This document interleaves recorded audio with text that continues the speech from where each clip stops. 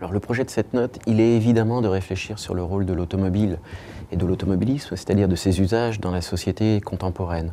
À bien des égards, on note qu'un discrédit frappe l'ensemble de ses usages, mais aussi de ses usagers. Et de ce point de vue-là, il y a beaucoup à redire sur une forme de bien-pensance traditionnelle qui associe l'automobile à un mode archaïque. Or, il a beaucoup évolué, il évolue très rapidement, il se régénère, et à bien des égards, son rapport au territoire fait qu'il est indispensable aux Français. Et donc, de ce point de vue-là, utiliser, pratiquer, l'automobile n'est plus vue. Il y a une forme d'aveuglement qui est à certains égards encouragée parce qu'elle ne serait pas républicaine, elle ne serait pas véritablement au contact des besoins des gens. Or, à l'évidence, eh bien, cet aveuglement doit être revu. Et donc, les choses évoluant, les pratiques contemporaines réhabilitant pour une part l'automobilisme et dépassant le tabou routier, eh bien, ce rôle, et c'était l'objet de la note collective, eh bien, est d'être revu et réhabilité, voire réévalué. Pour deux raisons. La première, eh c'est tout simplement que dans les grandes villes, les plus grandes, et notamment à Paris, on peut souvent se passer de voiture. Dans l'autre France, celle des communes rurales, celle des petites villes, celle des grandes banlieues, eh bien, la voiture, elle est nécessaire à l'essentiel de la vie quotidienne, et l'essentiel de la population en a besoin. En témoigne le fait que eh bien, dans ces territoires-là, lorsque vous n'avez pas accès à l'automobile, vous avez une probabilité 3 à 5 fois plus grande d'être au chômage. Ça, c'est la raison objective, si j'ose dire. Et puis, il y a une raison plus subjective, qui est que les problèmes de l'automobile, tels qu'ils apparaissent dans les médias, sont des problèmes de cohabitation entre l'automobile et les grandes villes. Mais la stigmatisation de l'automobile et de l'automobilisme, eh bien, elle concerne au fond tout le monde, et y compris ces gens qui ont absolument besoin de ce véhicule personnel dans leur vie quotidienne.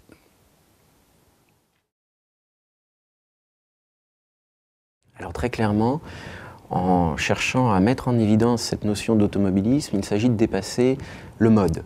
Il s'agit de réfléchir autour de ce qui accompagne l'usage de l'automobile, c'est-à-dire l'infrastructure, de l'inclure dans ces mondes qui sont complexes, dans tout cet univers routier qui est aussi celui que l'automobilisme utilise. De ce point de vue-là, la répartition traditionnelle, qui est souvent de plus présentée comme une opposition souvent stérile entre mode de transport en commun et mode individuel, perd son sens. Et force est de constater que cette note veut réfléchir, et elle demande vraiment à être lue de ce point de vue-là, veut réfléchir sur une pluralité des usages, une pluralité des cultures de mobilité dont l'automobile n'est qu'un exemple parmi d'autres. Et la pluralité des usages de la route fait que cette infrastructure est aussi un support pour des modes collectifs. Et aujourd'hui, l'automobilisme se diversifie, l'automobilisme fait qu'il peut devenir partagé, il peut devenir convivial, il se ressource à certains usages historiques, et là la profondeur de champ est utile, qui fait que eh bien, l'automobile n'est pas ce mode strict, individuel, que l'on oppose un peu trop facilement et trop souvent aux autres modes éventuellement collectifs.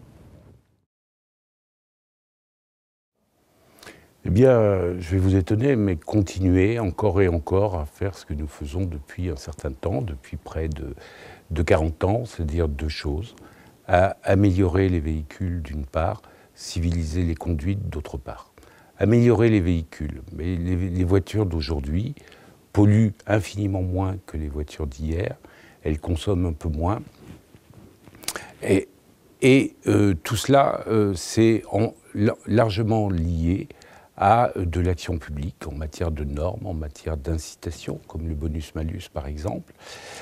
Et donc, il faut poursuivre ces types d'incitation-là tant que la technique permet de les faire pénétrer dans le marché à des coûts maîtrisés. Civiliser les conduites, d'autre part, écoutez, il suffit de se rappeler qu'en 1972, alors qu'il y avait à peu près 3 fois moins de circulation qu'aujourd'hui, il y avait près de 17 000 morts de la route, il y en a 3 500 aujourd'hui. Vous voyez le progrès considérable qui a été accompli.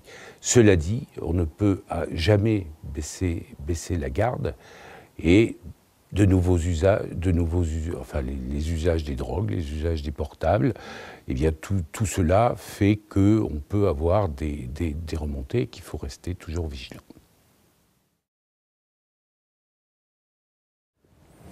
Alors à bien des égards, il y a un effet désormais de réel qui joue et qui rappelle que les usages de l'automobile sont très largement indispensables à nos concitoyens.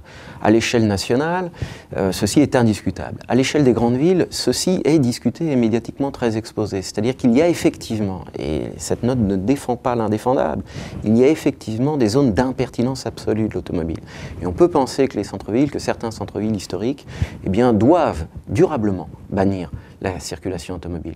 Mais pour des effets d'affichage en ces lieux, tout un tabou routier englobe l'ensemble des usages de l'automobilisme. Et de ce point de vue-là, on tombe dans un excès inverse qui est un excès idéologique et qui fait qu'à terme, on ne voit plus véritablement les effets externes positifs que l'automobilisme peut induire. Et on ne voit plus que les conduites à risque, on ne voit plus que des comportements effectivement condamnables qui sont en voie de civilisation depuis un bon siècle, depuis quasiment que l'automobile existe. Donc de ce point de vue-là, il faut véritablement maîtriser le discours, savoir à qui on s'adresse et bien prendre le problème dans sa globalité. Et sa globalité, c'est les enjeux des mobilités, c'est les enjeux des mobilités raisonnées, de réfléchir à des endroits de pertinence automobile et à d'autres où évidemment elle n'a pas de rôle à jouer en tant qu'autosolisme, c'est-à-dire que véhicule conduit par une seule personne.